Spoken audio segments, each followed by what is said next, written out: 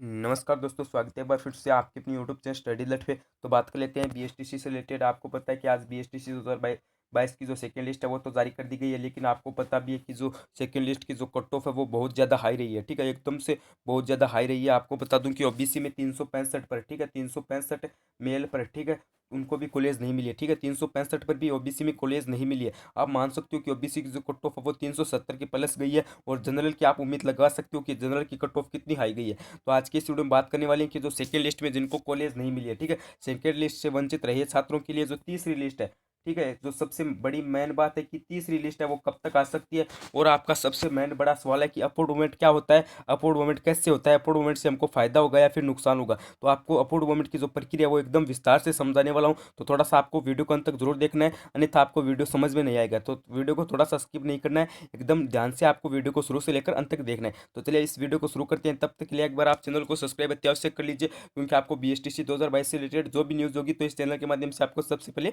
सूचना दे दी जाएगी। तो सबसे पहले हम बात कर लेते हैं अपवर्ड मूवमेंट से रिलेटेड, उसके बाद हम बात करने वाले हैं तीसरी लिस्ट के बारे में। तो मैं आपको बता देता हूँ कि अपवर्ड मूवमेंट क्या होता है। अपवर्ड मूवमेंट में मान लीजिए आपको सेकेंड लिस्ट में, ठीक है, सेकेंड लिस्ट में मान लीजिए आपको आज 5 नंबर की कॉलेज अलॉट हुई है। ठीक है, आपको सेकंड लिस्ट में 5 नंबर की कॉलेज अलॉट हुई है। ठीक है, वो कॉलेज आपसे दूर है, ठीक है, आपके पास नज़दीक नहीं है, ये कॉलेज आपसे दूर है और आपसे बहुत दूर है और आप उस कॉलेज में जा नहीं सकते। अब मान लीजिए आपको ऊपर की जो आपके 4 कॉलेज है, ठीक है, अगर आप अपवर्ड मूवमेंट करवाते हो तो 90% चांस तो यही है कि आपको फायदा होगा। ठीक है, 90% चांस है कि आपको फायदा होगा, और 10% चांस ऐसे भी होते हैं कि आपको नुकसान तो नहीं होगा, लेकिन आपको यथावत कॉलेज वही रह जाएगी। ठीक है, 90% चांस है कि आपको फायदा हो जाएगा। थोड़ा सा आपको बता देता हूँ, समझा देता हूँ।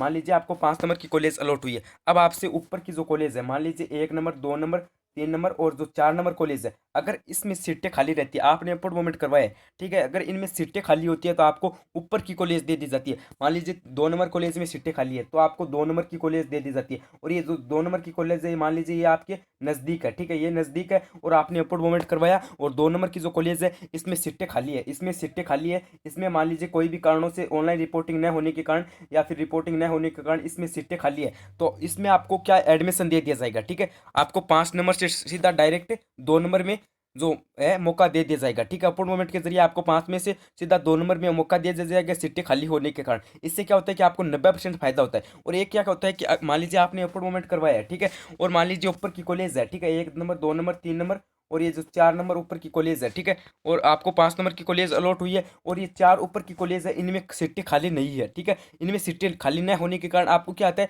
यथावत जो 5 नंबर की कॉलेज अलॉट हुई है वो ही वापस दे दी जाती है। लेकिन मैं आपको कह रहा हूँ कि आपको 90% चांस यही है कि ऊपर की कॉलेज दे दी जाती है। अपवर्ड मूवमेंट से 90% चांस है कि आपको फायदा होता है। ठीक है, 90% चांस तो रहते हैं कि आपको फायदा होता है, और 10% चांस ऐसे भी है कि आपको यथावत कॉलेज वापस वही मिल जाती है।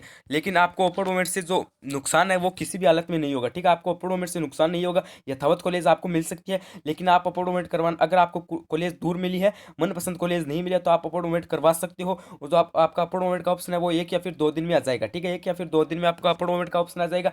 अब बता देता है कि अपवर्ड मूवमेंट का जो रिजल्ट है वो कब आएगा। ठीक है, मान लीजिए आपने अपवर्ड मूवमेंट करवा लिया है, ठीक है, सेकंड लिस्ट के लिए आपने अपवर्ड मूवमेंट करवा लिया है, तो अपवर्ड मूवमेंट का जो रिजल्ट है वो आएगा तीसरी लिस्ट के साथ में। ठीक है, तीसरी लिस्ट के साथ में। ठीक है, तीसरी लिस्ट जिस दिन जारी जारी होगी उसी दिन आपका अपवर्ड मूवमेंट का रिजल्ट जारी होगा। तो अब मैं आपको बता देता हूँ कि आपकी तीसरी लिस्ट कब तक आने वाली है। आपकी तीसरी लिस्ट है वो तो आपको पता है कि 100 यानी 100% आपकी तीसरी लिस्ट आने वाली है। ठीक है, 100% आपकी तीसरी लिस्ट आने वाली है। तो मैं आपको बता देता हूँ कि 10 मार्च तक तो रिपोर्टिंग चलेगी। ठीक है, 10 मार्च तक तो मान लीजिए जो सेकंड लिस्ट की जो प्रक्रिया है वो चलेगी। ठीक है, 10 मार्च तक सेकंड लिस्ट की प्रक्रिया चलेगी। उसके बाद क्या होगा कि 5 या फिर 7 दिनों बाद, ठीक है, 5 या फिर 7 दिनों बाद आपकी जो लिस्ट है, यानी आप मान सकते हो कि 18 से 22 मार्च तक, 18 से 22 मार्च के बीच, 18 से 22 मार्च के बीच क्या होगा कि आपकी लिस्ट है, ठीक है, आपकी जो थर्ड लिस्ट है वो निकाल दी जाएगी। ठीक है, थर्ड लिस्ट आपकी 18 से 22 मार्च के बीच निकाल दी जाएगी, और उसके साथ ही आपका क्या होगा, अपवर्ड मूवमेंट का रिजल्ट निकाल दिया जाएगा। ठीक है, मान लीजिए आपकी जो तीसरी लिस्ट जारी होगी, मान लीजिए 19 तारीख को आपकी तीसरी लिस्ट जारी होती है, तो 19 तारीख को ही आपका अपवर्ड मूवमेंट का रिजल्ट जारी होगा। ठीक है, तो अगर आपको कॉलेज दूर मिले तो अगर आप अपवर्ड मूवमेंट करवाना चाहते हो तो आप अपवर्ड मूवमेंट करवा सकते हो। और मैं बता देता हूँ कि आपकी सेकेंड लिस्ट की कट ऑफ बहुत ज़्यादा हाई रही है। ठीक है, बहुत ज़्यादा हाई रही है, 370 में भी ओबीसी में कॉलेज नहीं मिली है। ठीक है, आप मान सकते हो कि जनरल की कट ऑफ कितनी हाई रही होगी। ठीक है, और जो SC ST की कट ऑफ है वो रही है 355 से 360 के मध्य रही है। ठीक है, अब मैं आपको बता देता हूँ कि आप सेकेंड लिस्ट से जो छात्र वंचित रह गए उनको थर्ड लिस्ट में मौका मिल सकता है। ठीक है,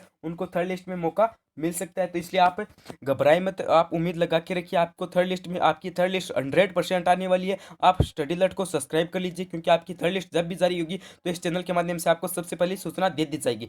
तो इसलिए कह रहा हूँ कि आप तीसरी लिस्ट का इंतजार कीजिए, और अगर आपको सेकंड लिस्ट में दूर कॉलेज मिली है तो आप अपॉइंटमेंट करवाइए, क्योंकि आपको ऊपर की कॉलेज नजदीक, जो नज़दीकी कॉलेज है, अगर उसमें सीटें खाली होगी तो आपको ऊपर की कॉलेज दे दी जाएगी। और आपका अपॉइंटमेंट का जो ऑप्शन है मेरे हिसाब से 1 या फिर 2 दिन में, यानी आज 4 मार्च को आपकी जो सेकेंड लिस्ट आई है, तो लगभग 5, 6 या फिर 7 मार्च, ठीक है, 5 या फिर 6 मार्च को आपकी जो है, 6 मार्च तक आपका जो ऑप्शन है अपर मोमेंट का वो आ जाएगा, ठीक है। 6 मार्च तक आपका अपर मोमेंट का ऑप्शन आ जाएगा, और अपर मोमेंट का जो रिजल्ट है वो तीसरी लिस्ट के साथ में आएगा, ठीक है। तीसरी लिस्ट के साथ में आपको अपर मोमेंट का ऑप्शन देखने को मिल जाएगा। तो आप यहाँ पे देख सकते हो कि अब जिनको सेकंड लिस्ट में कॉलेज अलॉट हुई है उनके लिए ये सूचना आप यहाँ पे देख सकते हो। अभ्यर्थी जिनको सहजता आवंटित हो गया, उन्हें आवंटित सहजता पर समय पर उपस्थित होकर ही रिपोर्टिंग करनी होगी, वीसी के माध्यम से रिपोर्टिंग स्वीकार नहीं की जाएगी। तो मैं थोड़ा सा आपको समझा देता हूँ, ये आपके लिए क्या जो इंपॉर्टेंट खबर है वो है, थोड़ा सा आपको बता देता हूँ। यहाँ पे आप देख सकते हो कि आपकी जो रिपोर्टिंग लास्ट डेट है वो है 10 मार्च से, यानी आपकी जो रिपोर्टिंग है वो schedule of reporting at college, यानी जो रिपोर्टिंग है वो